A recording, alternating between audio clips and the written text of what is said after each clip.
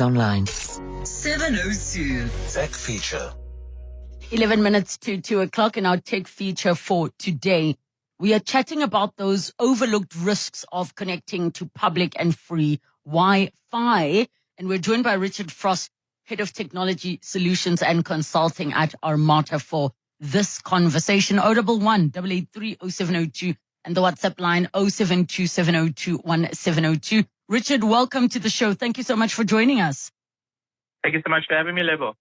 Richard, just in terms of, how Wi-Fi is becoming at a level, or public Wi-Fi is becoming at a level where people are comfortable to share it freely because maybe they have limitless packages and they also want to attract more business. You see it at malls, you see it at airports.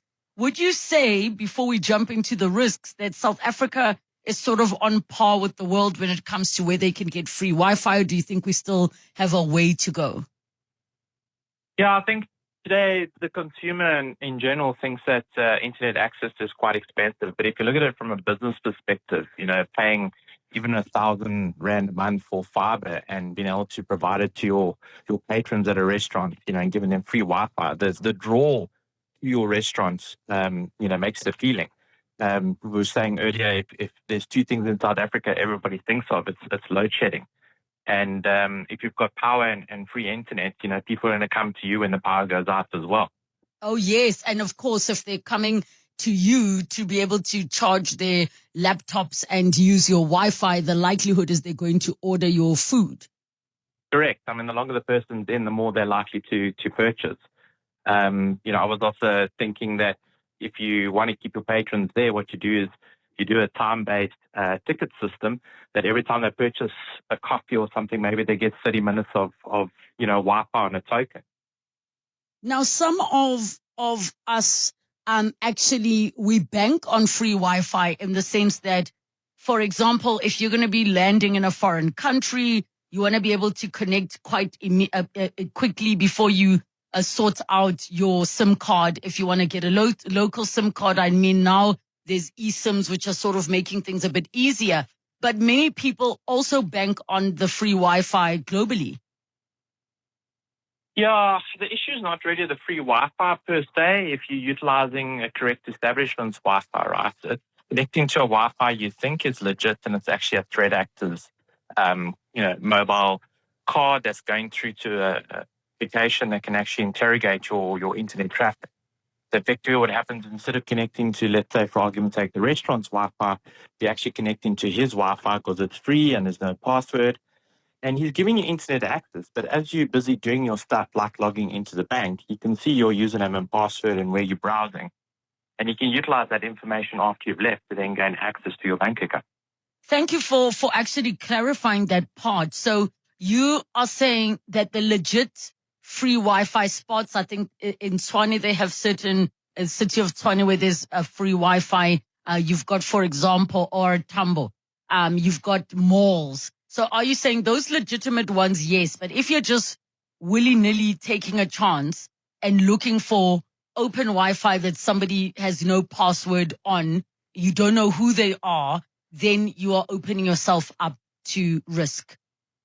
100%. And I think don't save those credentials that do ask you for. If you go to something like Tambo and you utilize the Wi-Fi that's there, don't save those credentials so that if anybody does, try to get back into your system afterward, they can't.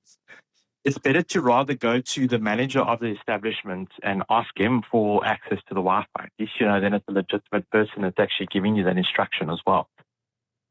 Yeah, you've touched on something so important. Okay, so let's talk about some of these risks and how it is that they are able to do things like intercept, what it is you're doing on your phone or your laptop. Yeah, so there's two methods. There's one where they basically just look at what you're doing from the fact of, your internet traffic going through their device, right? So if you think about cars on the network and you have a security camera, and the security camera is looking at the car and it says, right, it's a white Ford and this is the registration number. Our internet traffic is pretty much the same. We kind of like packets on a network is the same as a car on a freeway. And basically, these applications these threat actors are using are looking at all of that traffic and saying, right, I can see this person's logging into this bank, and these are the username and passwords that they're creating. We've seen before a big conglomerate that was actually hit with a threat, and the threat actually originated from one of their employees going overseas, connecting to free Wi-Fi at a coffee shop. And even though she was using a secure VPN to connect to the company, the threat actor managed to get her credentials for the VPN itself, managed to impersonate her on the network as her, and then managed to access all the systems using the credentials she'd been using the entire time she'd been at the internet cafe. So how exactly are they able to do that? So literally, when you connect to the internet utilizing these rogue devices, they have a mechanism of what we call sniffing. And sniffing is basically looking at all the packets and being able to reassemble. So you almost decrypting the traffic that's going across the internet and looking to see what's in clear text format. And a clear text format would be something like your username and password if it's not encrypted.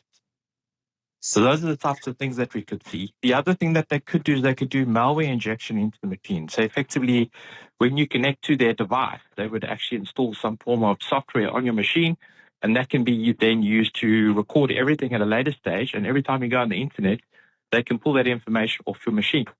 Sure.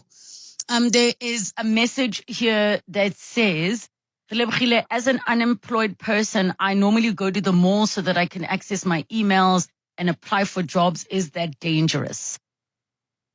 Again, I think if you are utilizing a legitimate internet connection and you actually ask the establishment's management for the credentials to get on, you should be okay.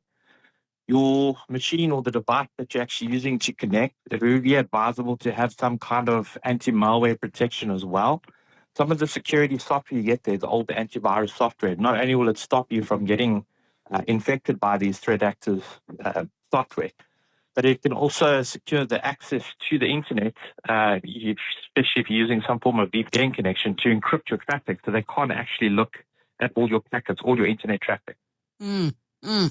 Okay, and I think there is so much for us to think about. Would you suggest, Richard, that even if you are on a verified free network, that it is safer to not do things like log on to your internet banking or anything that is highly sensitive and confidential?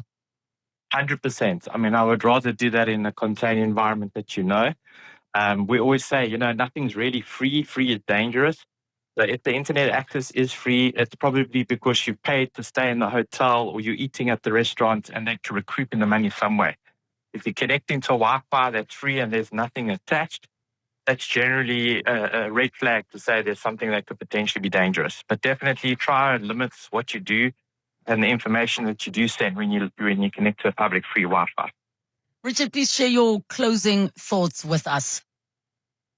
Yeah, I think if something looks too good to be true, stay away from it. It probably is. Yeah. And that's the big problem, and just if you're going to be traveling, like I said, just make sure that you go and speak to the establishment that you want to connect to their Wi-Fi and just validate which system is actually there. Some of these, you might find something like, to give an example, if you go to Mug and Bean, it might be Mug and Bean is the one Wi-Fi, and there might be another one that says Mug and Bean free for customers. And then you connect to that one, and it's actually the wrong one. Oh, because people are smart enough to know and to name the Wi-Fi anything based on whoever's Correct. sitting there. So it could be somebody dodgy. But I love the advice that you're saying. Ask directly from the manager. What is the name of the Wi-Fi? Is there a password? What is the password? So you can ensure you are connecting to the correct one. Richard Frost, Head of Technology Solutions and Consulting at Armata.